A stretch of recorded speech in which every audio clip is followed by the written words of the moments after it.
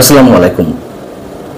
21শে August ভয়াবহ grenade হামলা মামলায় তারেক রহমান, আব্দুল সালাম পিন্টু, লুৎফুজ্জামান বাবর সহ সবাই যে খালাস পেয়ে গেলেন, অনেকে হতবাক হয়ে গেছিলেন যে কারোর কোনো দণ্ড হলো না। তার মানে কি 21শে আগস্ট হিসেবে পৃথিবীর বুকে কোনো ভয়াবহ হামলার কোনো নজির স্থাপিত হয়নি। যাই হোক, সেই খালাসের বিরুদ্ধে রাষ্ট্রপক্ষ এখন আপিল করার অনুমতি পেয়েছে। এতে কারোর কি মনে হওয়ার কোনো সুযোগ আছে যে ন্যায় বিচার প্রতিষ্ঠার জন্য রাষ্ট্রপক্ষ আপিলের অনুমতি পেল? আমাদের বিচার বিভাগ স্বাধীনভাবে চলছে, কারোর কি মনে হয়? মনে হওয়ার কোনো কারণ নেই। এই আপিল করার অনুমতি দেওয়ার মাধ্যমে আবারও তারেক রহমান তোপের মুখে পড়লেন। বিএনপির রাজনীতি খানিকটা হলেও মোটামুটি অন্যদিকে সরিয়ে দেওয়ার চেষ্টা করা হলো বা শুরু হলো। 2রা জুন অর্থাৎ সোমবার প্রধান উপদেষ্টা আবারও সর্বদলীয় বৈঠক ডেকেছেন সংস্কার ইস্যুতে। এখানে যে আবার সবাইকে কলা দেখানো হবে নিশ্চিত। আমি যে এই যে কলা শব্দটি ব্যবহার করলাম, এটি আমার শব্দ নয়, এটি খোদ বিএনপির শীর্ষ নেতাদের কেউ কেউ এমন শব্দ ব্যবহার করেছেন। দলের স্থায়ী কমিটির সদস্য সালাউদ্দিন আহমেদ শনিবারই এমন মন্তব্য করেছেন। তিনি কি বলেছেন? তিনি বলেছেন আগামী 2রা জুন প্রধান উপদেষ্টা আবারও বিএনপিকে ডেকেছেন। ভাবটা আমরা এরকম বুঝেছি বা বুঝতে পারছি, আনুষ্ঠানিকতা আর আলোচনার কোনো কমতি নেই, কিন্তু কাজের কোনো খবর নেই। 2 তারিখে দ্বিতীয় পর্বের আলোচনা আবার শুভ উদ্বোধন হবে। প্রথম পর্যায়ে আলোচনার একবার উদ্বোধন করেছেন, আবার ডেকেছেন 2রা জুন দ্বিতীয় পর্বের আলোচনার আবার শুভ উদ্বোধন হবে। কেন উদ্বোধন কয়বার করতে হবে? তৃতীয় পর্যায়ে গিয়ে আপনারা এবার আবার এটা একত্র করবেন, মানে রিভিউ করা হবে সবকিছু পূর্ণ আল্লাহ তাআলা। এইভাবে আপনারা আমাদের সংস্কারের কলা দেখাচ্ছেন। তারা বুঝতে পারছে, কিন্তু তারা এগোতে পারছে না। এখন যেটি অপ্রিয় হলো, বাস্তবতা অনেকে বলা বলে শুরু করেছেন, জুনের মধ্যে নির্বাচন থেকে এক চুলও প্রধান উপদেষ্টা নড়বেন না, এমনটি সরকারের পক্ষ থেকে জানিয়ে দেওয়া হয়েছে এবং বিএনপি সেটি মেনে নেবে। অনেকেই বলছেন, কেন এমনটি বলছেন? তার কারণ বিএনপির আন্দোলনের পূর্ব অভিজ্ঞতা থেকে মানুষ এমনটি বলা শুরু করেছেন।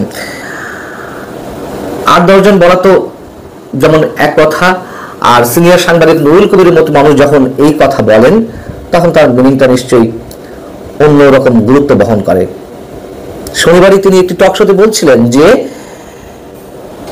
বিএনপি তো সবসময় দ্বিধাগ্রস্ত থাকে, দ্বিধাদ্বন্দ্বে থাকে।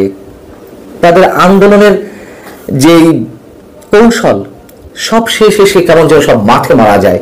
কখনো বলে ঈদের পরে আন্দোলন হবে, কখনো বলে রোজার পরে আন্দোলন হবে, কখনো বলে পরীক্ষার পরে আন্দোলন হবে। এগুলো মানুষের কাছে এখন হাসি ঠাট্টায় পরিণত হয়েছে। হ্যাঁ, অবশ্যই বিএনপির বিভিন্ন আন্দোলন সংগ্রামে তাদের যে ত্যাগ রয়েছে, নানান ধরনের তাদের স্যাক্রিফাইস করার যেই মানসিকতা, সেটিও আমরা দেখেছি। কিন্তু কেমন করে যেন বিএনপির চূড়ান্ত পর্যায়ের সিদ্ধান্তগুলো ভুল পথে চলে যায়। শোনা যাচ্ছে যে 2রা জুন প্রধান উপদেষ্টা যেই সর্বদলীয় বৈঠক ডেকেছেন, সেখানে মূলত যে বিষয়টি আসতে পারে সেটি হচ্ছে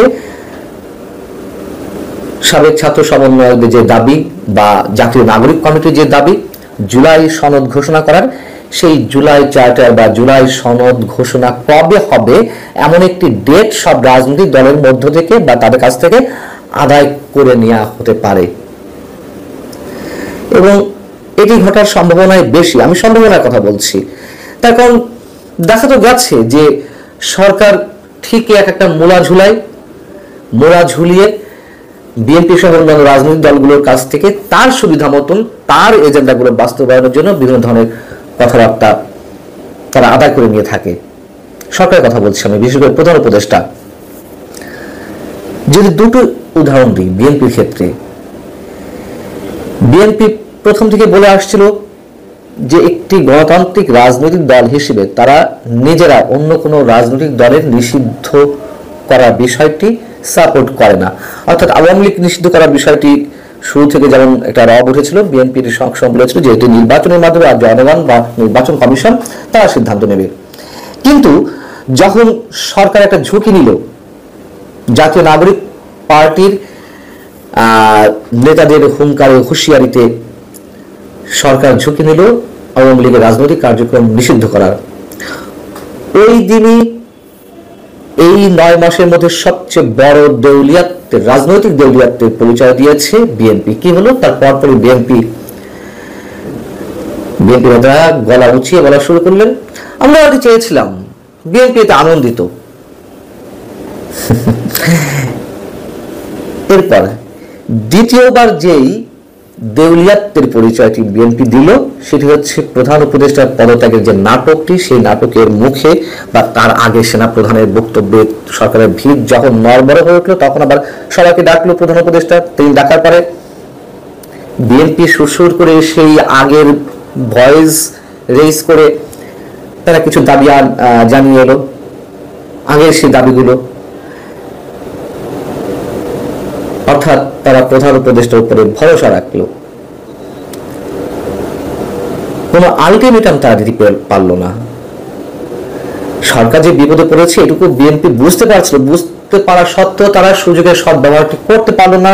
প্রধান উপদেষ্টার কাছ থেকে বিএনপি নেতারা কোনো ধরনের কথা আড়াই করতে পারলেন না যে কবের মধ্যে নির্বাচনী রোডম্যাপ ঘোষণা করা হবে বা ডিসেম্বরের মধ্যে নির্বাচন দেওয়া হবে কি হবে না।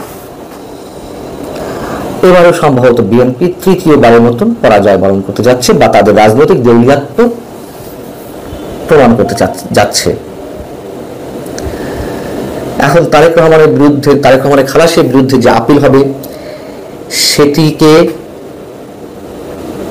সরকার নিশ্চয়ই রাজনৈতিক অস্ত্র হিসেবে ব্যবহার করার চেষ্টা করবে। একদিকে নানান ধরনের লোভনীয় মোড়ার সঙ্গে এখন রাজনৈতিক খড়গ নামিয়ে আনার একটা রক্তচক্ষু সরকারের পক্ষ থেকে বিএনপির উপরে দেখানো হতে পারে। বাস্তবতা হচ্ছে বর্তমানে যে রাজনৈতিক সংকট, বাংলাদেশ একটা গভীর ষড়যন্ত্রের মধ্যে রয়েছে। এই মুহূর্তে একটি বড় শক্তিশালী রাজনৈতিক দল হিসেবে বিএনপির উপরে অনেক কিছু নির্ভর করছিল, এটি বাস্তবতা।